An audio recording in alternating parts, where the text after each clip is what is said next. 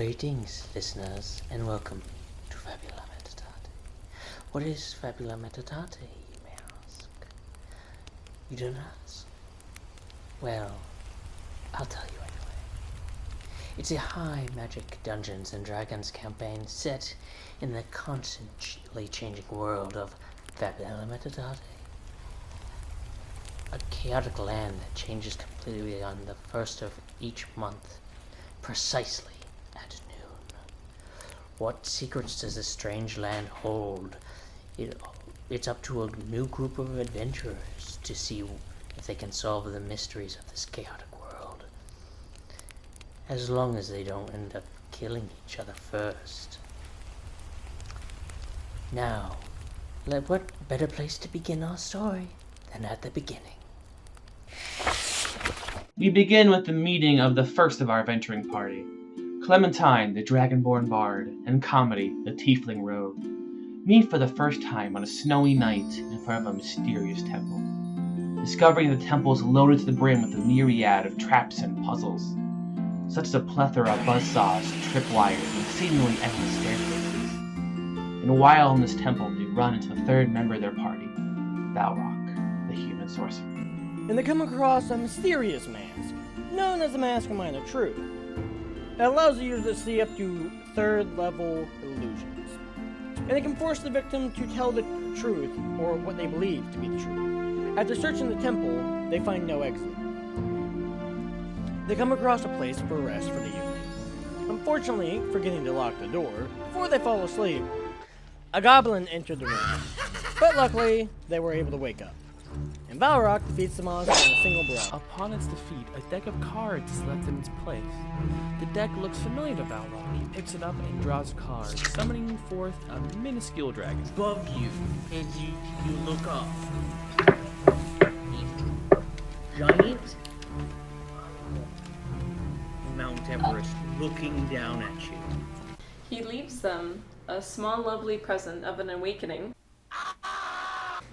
Then it flies off, destroying a mountain and leaving an exit for a party. And upon traveling the road, they realized that they had forgotten that it was the first of the month and noon was fast approaching. They held on to each other as the world began to shift around them, and when it ended, they found themselves outside a city by the name of Pern. When they approached the town, they were stopped by several guards, who asked that they come with them, and they were led into a room filled with posters, where they were made to sign their names on some sort of mysterious magical paper, along with their magical imprint. Comedy, in his infinite and almighty wisdom, You just got a good roll! ignore him, figures out the true purpose of this is to capture adventurers because they discover that being an adventurer is forbidden, and if caught, they can be put to death. If they continued, they'd be able to track them down. After communicating this to the other party members, they quickly incapacitate them. Trapped with seemingly no way out, help comes from a monk who helps them escape. He brings them to a nearby forest where he leads them to an underground secret base where they meet a dragonborn sorcerer who dabbles in shadow magic. One of Balrog's old friends, the Gloomstalker, then a mysterious being called the Goddess of Adventures appears before them. Shifts through multiple forms. She kisses Balrog and disappears, and upon leaving the hideout in search of one of their Balrog's friends, Vixen, they ran into an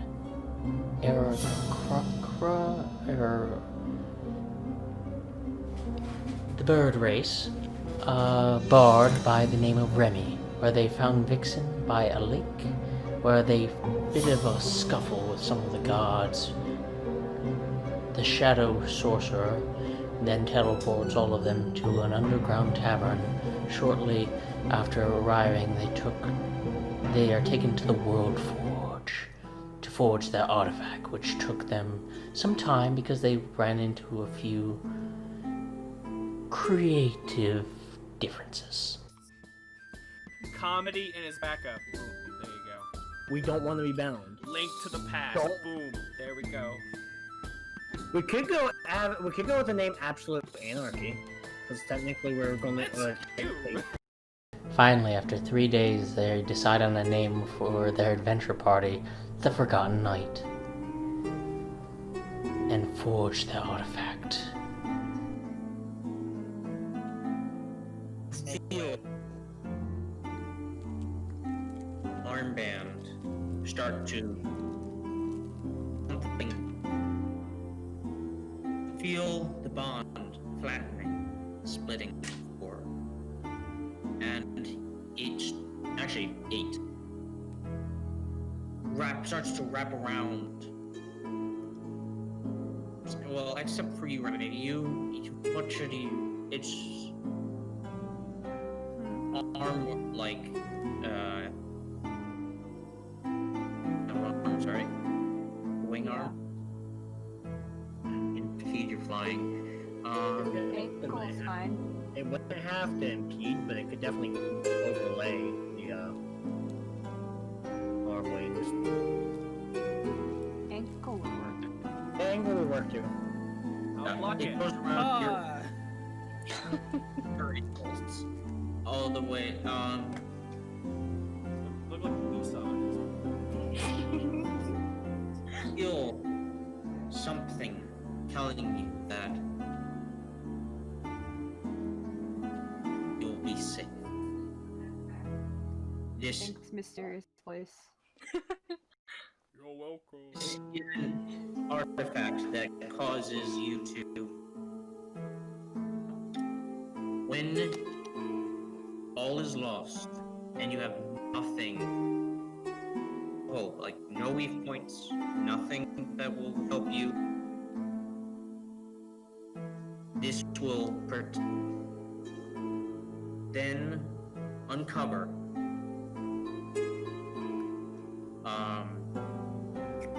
help you out in out of the situation. And with their party named and the artifact forged, they decide to attempt to take on a few quests, one of which being to find landmarks, which leads them to another dungeon. And upon solving the puzzle of the dungeon, they found a scroll that contains the ability to make them immune to fire. Who needs this? And upon exiting the dungeon and trying one of the other paths, they come across a sleeping ancient red dragon. Nobody do anything. I'm a booper. Accidentally awaken the dragon, who upon being woken up demands to know who dared to awaken Fluffy Buns the Terrible. Don't look at me like that, I'm just telling you what Kyle wrote. You rang? No. Oh, I just thought you guys might want another dragon! The great and powerful Fluffy Buns the Terrible again demands to know the names of who dared to wake him. And once they gave their names to him, he flies off, destroying the roof of the cave, flying off to Perd, and laying siege to the city, screaming the names of our party, who are still in the cave, grabbing as much loot as they could, be none the wiser. For Clementine, she grabs and opens a book, being sucked into the pages, and the book is folded in half until it's vanished from sight. You're still screaming. Remy sees the egg of a dragon, and the moment she touches it, she's whisked away. Valrock comes across a pirate hat and a picture of his mother, father, and a mysterious little girl, all holding different decks of many monsters. And his deck also begins to talk to him. Comedy, speaking of which, are you sure you're okay? Just a little crisp. Comedy finds a black cloak along with a letter from someone he had connections to long ago. Meanwhile...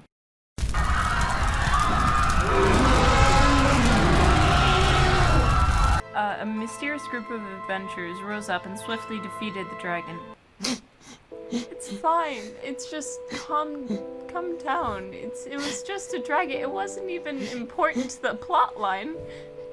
He was with me in that big fight. Well, that's how D&D goes. Sometimes your characters are overpowered. I wanted you guys to have so much fun with that one. Oh, was that Fluffy Buns the Terrible too? No, that was Fluffy Buns the Terrible. Good thing I brought him back. Okay. Oh boy. Okay. You know what? Just cut it here. Cut it here now. But not before a horrifying creature rises from the lake. The dragon, in its dying breath, possesses it, finishing the spell that makes half the world change, and what remains of our party is transported into the plains, where they come across a dwarf who somehow was buried up to his head in dirt. Our heroes do what comes naturally and attempt to drown him. The dwarf's name is Pepe, and with him he carries a map of the world, so they decide to let him tag around. They wouldn't otherwise. At least for a little bit. They decide to head to the nearest town, which just so happens to be inside a volcano. During this time, Comedy decides to try on this new cloak, which changes his appearance. He turns into a light red. His scar moves above to his right eye, and because he was slightly jealous of Pepe's beard, slightly? You're more than slightly. It becomes a bit bigger, and along the way, they make camp during the nights they are traveling. And during one of those nights, it just so happens that one of the moons is full. Oh yeah, we forgot to mention that there are 8 moons. And they suddenly are transported to a mysterious village that's being attacked by a necromancer. And, of course, his undead swarm. But they're goblins! Which make this a little bit, Goblin Slayer much? That's copyrighted. I don't want no Japanese company going. Oh no. They found us. I gotta go. Which were swiftly taken care of by Balrog, who used Green Flame Blade with light and arrow on fire and destroy the army in a single blow. Not really a single blow. I shot it, and then it just sort of spread like grease fire. I'm not going to help you anymore. This is the 5th time in this one session. They try to escape the necromancer, but realizing that they are surrounded by a force field and Pepe not wanting to carry Valrock anymore, throws him to Comedy, who steps out of the way, making Valrock slam his face into the force field, breaking his nose. Pepe then casts a spell that shrouds the entire battlefield in a thick fog, which Comedy appreciated very much. Which so happens to be one of the most dangerous weapons in existence, for even a single scratch from the blade can not only kill you, but every single being of the same race as you. Which makes perfect sense that Pepe would throw it at Comedy in the fog. We both knew that we thought that you would catch Did we? it. Did we? Yes, did we really? we did. Okay, did we really? you have did we to really? say. Shut up! You're out of this. No. Okay, we both looked at each other like, oh, this is gonna be a cool cinematic moment, but then you just end up dead on the floor. So next time, just you know walk what? it. Next time, walk it over. Kami then wakes back up at the campsite as if nothing had happened. Meanwhile, Pepe is finally able to land a blow Necromancer with the sword, finishing him and every single half-elf on the planet. Come on, that's besides the point. They all wake up back at the campsite looking up and seeing that one of the moons has been shattered. And they also discovered that the Sword of Extinction has appeared next to them as well, and upon waking up the next day, they discovered that the sword can talk, at least to Comedy, and Comedy names it Steve, and Steve wanted to kill everyone, which Comedy, isn't really about that life, so they decided to make the decision after hearing the deck and the sword talk to each other for a bit, of which Comedy and Valrod could only hear half of the conversation. They discovered that the only way to get rid of its effects on the artifacts is to reforge them. So, as we had to come across a reforging issue, Valrok had to gain a spell. A spell called the World's Forge. Once Valrok had obtained the spell, him and Comedy both visited the World Forge and reforged the sword into a pair of daggers for Comedy. Which have the ability to gain strength the stronger Comedy becomes. They then finally made their way to the volcano after ascending the staircase to the top. They discovered the fighting arena, the smelter, which takes the damage that fighters sustain while fighting each other into a substance called life metal. So naturally, Pepe decided to jump into the arena and immediately burn himself. And with that, you are caught up with the adventures that have taken place in the world of Fabula Medatiti right now. Now, let's imagine a story. We walk towards the trials, every rule is final. Bonds will be forged, the path the way to the end is nothing but course. Who will you become? The heroes or the evil? No way to turn back, so put on your backpack. The clock's ticking, roll your values, don't go missing. Lace your boots, we're gone adventuring. Treasures to find, legends investigating. No gone back in Fabula Medatiti.